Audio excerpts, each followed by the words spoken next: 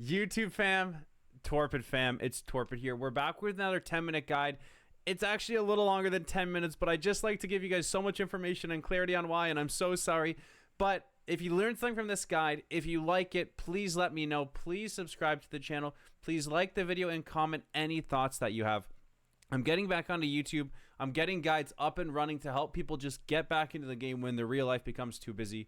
The point of the guides is truly to help you guys. That's why I'm making them. So if you like them, tell me what else you want. Tell me what you liked, what you didn't like. I'm really receptive to feedback because I just want these to be awesome for you guys. So thank you so much. Come by the stream at twitch.tv/Torpid. Join the Torpid fam. We're doing some RBGs, some Arena. We're doing a lot, but I'm really focused on the YouTube guys. So thank you for watching. I love you guys. Let's get into it. All right, guys. Today's video is partnered with Void.gg, a brand new website on the come up right now. They focus on a lot of different games, but a lot of the devs and a lot of the support team are World of Warcraft players, and they have an amazing World of Warcraft section with all the stuff that we use from different websites. It's all in one place. So you can see right here that there's clips. So you're going to follow your favorite streamers, your favorite players. They're going to be able to just post clips. You can make an account, post your own clips. I will come follow and check it out. If I go to the World of Warcraft tab, I can quickly search the leaderboards. I can see who the best in 2v2 is, 3v3 RBG solo shuffle in one spot. I love that it's all together. If I want to check out Magnus, I'll click on Magnus. Excuse me. I'll click on Magnus and I'll see his insane stats, his gear, his spec. And I love that it's not smushed together, but my eyes can just see everything here. A lot of the other websites are so spread out that you're scrolling so long, but the way they have it set it up on Void.gg is absolutely amazing. So on top of all the World of Warcraft stuff you love about your sites, PvE and PvE related, right? When I go back to this, there's your mythics. There's a lot of World of Warcraft integration. And then, of course, I just said, if I search up my boy, TAILOR, he's on here as well. And let's go to his account, his Void Gamers, and I can see all the clips that Tyler's posting in one spot. So it's a really, really cool website. I'm happy to be a part of it. Please go create an account at Void.gg. Let me know in the comments below if you create one, or stop by the stream. Let me know. Follow Torpid on there. Let's get into the rest of the video. The best race for RESTO Druid is Night Elf. If you want to play Horde, pick any of the Druids, but you need to play Night Elf where applicable. They made cross-faction PvP so you can play Night Elf with your Horde friends. Here's the first reason. The first reason is playing for mana is an extremely strong strategy in threes.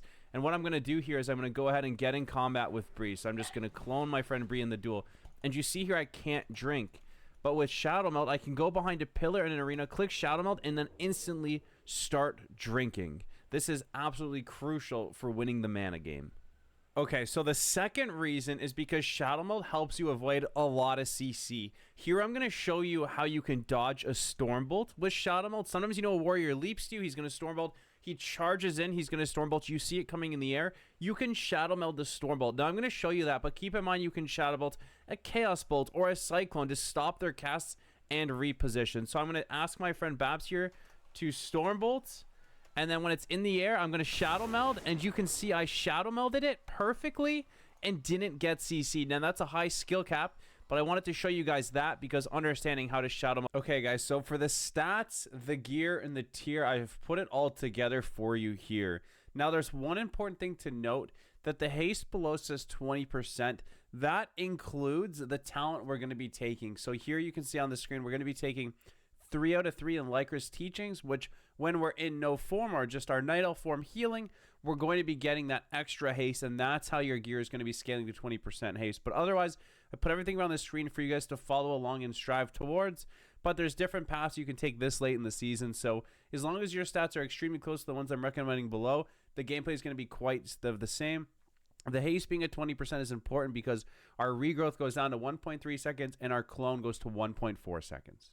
Okay, guys, so the way RESTO Druid Mastery works is such.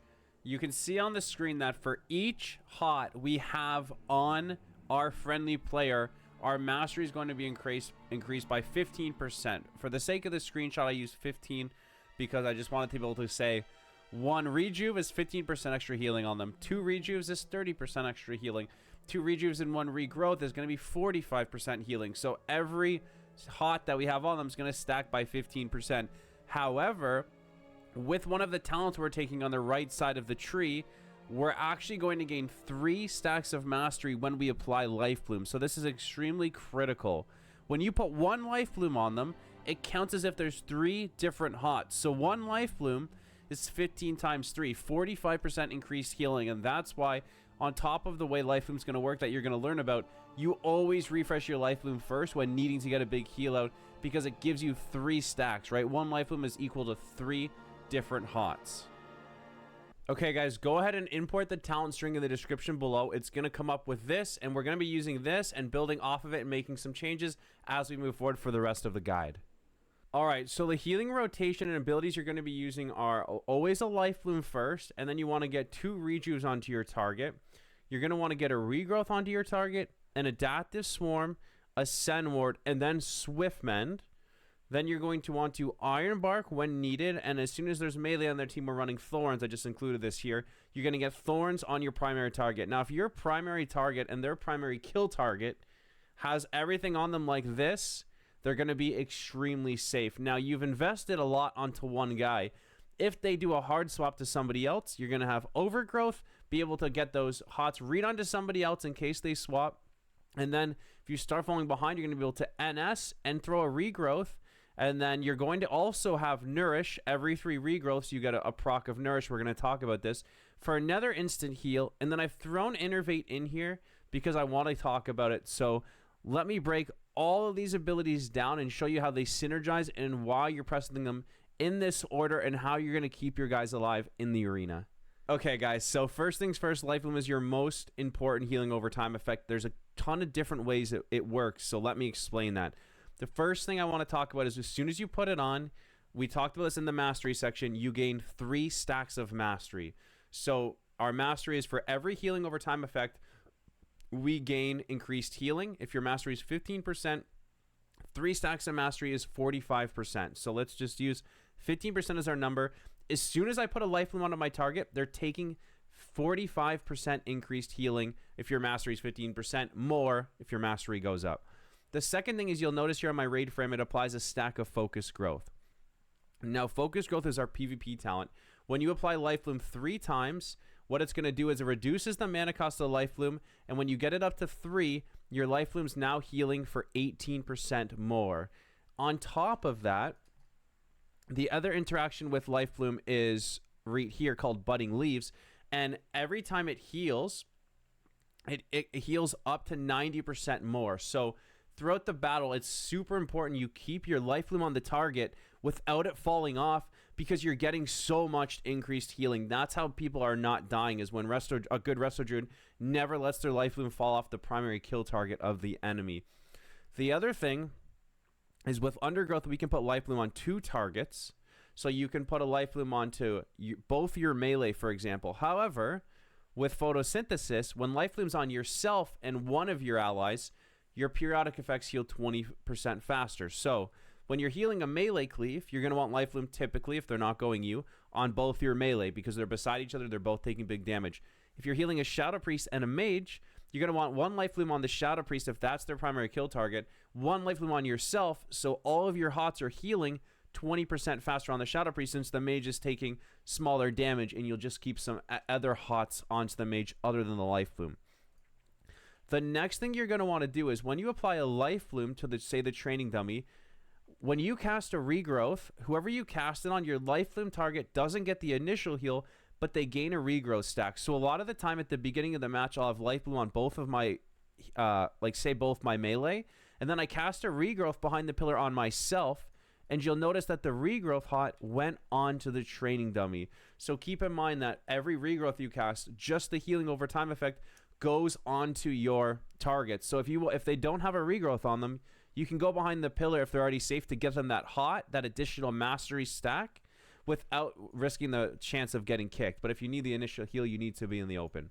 Now, we've been talking about the multipliers. This is, times 3 the Life Bloom, times 4 mastery, times 5 mastery, times 6 mastery. So it'll be 15% times 6. Well, now you're going to have Adaptive Swarm going out. And Adaptive Swarm is going to increase the effectiveness of your periodic effects on them by 20%, and it has its own healing over time effect. So it'll be 7 stacks of increased healing plus 20% periodic. So you're going to have Adaptive Swarm go out. And what Adaptive Swarm does is, did you see there it traveled? So the reason I have Adaptive Swarm before Send Word is because the Adaptive has a travel. So while it's in the air, going to your teammates, you cast the Send Word then. Now, Send Word is one of your best hots because it's not purgeable. You're going to face a lot of teams that try to purge you. Well, when you have a Send Word on your target, it's not going to be purged. However, with Send Word, when it goes on them, they need to take damage for it to trigger. I'm going to show you a WeakAuras later that makes a sound when the Send Word triggers, because as soon as your Send Word triggers, that's when you're going to want to Swift Mend, as it's going to Swift Mend the Send Word from 3 seconds up to 15 there, okay? And with our 2 set and 4 set, our 2 set increases our Rejuve and Life Bloom healing, our Regrowth over time healing, and our 4 set, when we Swift Mend, we also gain another 15% healing to the training dummy, okay? So it's extremely important for us to do this order to get and understand our multipliers, understand this is an unpurgeable one, and then on top of that, Iron Bark increases healing from our heal over time effects by another 20. So I included this here. If you understand all of these abilities, how you can apply a Rejuve twice, how you can get your Regrowth hot on them, your Adaptive, your Send Word, then Swift Mend, all of these, and Iron Bark your target, they're going to be extremely safe. Now, I put Thorns here because into a lot of melee, you can get a lot of value out of Thorns now that High Winds was nerfed. And then let's say you put all of your hots onto one training dummy and they swapped. Good teams will. Well, Overgrowth is going to instantly apply your hots to your second teammate or yourself if they swap to you to get you out of a lot of trouble. And then you're always going to NS with as many hots as possible. So if they swapped and you Overgrowth into an NS, that can be a massive heal. And then this build includes Nourish. So every 3 casts of Regrowth, you're going to be able to get a free Nourish. You can see here I'm already at 2 stacks from just explaining it to you. When I Regrowth myself here, I'm going to get 3 stacks, which is going to give me a free Nourish that never expires. So you're going to be, throughout the game, getting your 3 stacks of Nourish, and you're going to have it in the back pocket as an extra instant heal. And then I've added Innervate here. My favorite time to Innervate is when the enemy team is purging my hots, and I need to keep reapplying them. Reapplying your hots becomes quite expensive when the other team's trading their mana to purge them. So innervating during that time, obviously innervating during their burst. If they're combusting and going, you're not in CC and you're having to cast a lot of Regos or apply a lot of hots, maybe they may just stealing them, you're going to want to innervate then, or you're going to simply want to innervate later in the game when you can't seem to use a Shadowmeld and find a drink. So if you understand everything here, you're going to understand how RESTO Druid healing works, and when you understand it, hopefully you can start applying it. Another thing that I didn't just mention, I'm watching the video back, making sure I cover everything for you, is when you Swift Mend, you're going to proc Soul of the Forest. So after every Swift Mend, you're going to have a decision. What happens when you Swift Mend is the next Regrowth or Rejuvenation is 150% stronger. So when you Swift Mend, I'm going to have a WeakAuras here on the left. See at the bottom left, I have 15 seconds of Soul of the Forest. Now my next Regrowth is going to be 150% stronger, or a Rejuve. Now sometimes you can put your Rejuve onto your off target, so you have a strong Rejuve on the target not taking damage. Or if your target's topped, you can Rejuve your target, and then obviously if your target's still in danger and you can cast a Regrowth, or if you want to use a Nature's Swiftness into a Regrowth, that's also insane, right? So if I Rejuve, Swift Mend, and now I have the Soul of the Forest proc, when I NS Regrowth, it's an instant 150% stronger Regrowth. So every Swift Mend, you're going to have that decision. I'm going to have the WeakAuras for you below of what to do with your Soul of Forest. Very important to understand that. A couple talent changes you could make is if you're not comfortable with opening from stealth and Rake stunning the enemy, you could take Rake away and you could put 2 into 2 for Astral Influence to increase the range of your healing to keep even more distance. And if you don't need your Curse or your Poison effects Dispel, you can actually take 3% increased healing in Rising Light. So this is some changes on the left you can make. And on the right, I like to run with Ysera's. That's what Renner taught me. However, you can also take out the Walking Dream, the Ysera's gift down here. But, you know, I had to do it that way so that it didn't mess up my talents. and take improved regrowth, which gives you a 40% extra chance to crit on a target already affected by regrowth. Otherwise, maybe Thorns for a high wins, but they did just nerf high wins, so anytime I get a chance to play Thorns, I've been playing it. But those are a couple small changes you can make. Of course, there's tons here, and I want you guys to learn from this and then expand into your own. There's an entire cap build on the left. There's a tankier build. There's a little bit of a damage build, but this will be the best way for you guys to get started and really start climbing the ladder. Okay, guys, so 3 really good add-ons for healing. The first one's called Omnicd, and it's going to put neatly your teammates' abilities on the left. Great for solo shuffle, great for arena when you want to know instantly what your teammates have, especially for anything no voice.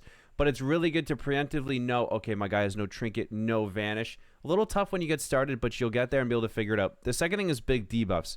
BigDebuffs is going to put CC over your friendly nameplate so you can dispel them. I'm going to use a root to show you here. You can see there's a root. Now, when there's a Hodge or a Mind Games, any dispel will CC. It's going to come up here, and I know I can get my teammate out of it. The third thing is Omnibar. And what you're going to want to do a lot is healing is track kicks and cooldowns. So you can see here, his Shadow Step and his kick are tracked by Omnibar. Now, on my Druid, this Druid, I don't have it set up, but I would not have Shadow Step there. I would have the kick there because when you know all the enemies' kicks are down, well, outside of CC, you can free cast. So those 3 add-ons, extremely crucial. Okay, so sArena is going to let you know what you're fighting at the beginning. Read here on the right, it's Shadow Priest, Holy Priest, Rogue. It also tracks their trinkets, their racials, and when they're casting. So you can see right there that our Rogue just swapped the sap from the Shadow Priest here. Now I can see that their Shadow Priest is in the kidney. So sArena on the right is going to help you track the enemy, their classes, and a couple of their CDs. Extremely strong in the arena. Okay, guys, so this is a WeakAura that I originally found on WeakAuras. It was by Cedu, but then I had a great friend of the stream, Pexism, adjust it for Torpid. Now, what it does, I found I struggled to manage my HOTS. Over the friendly nameplates got too cluttered.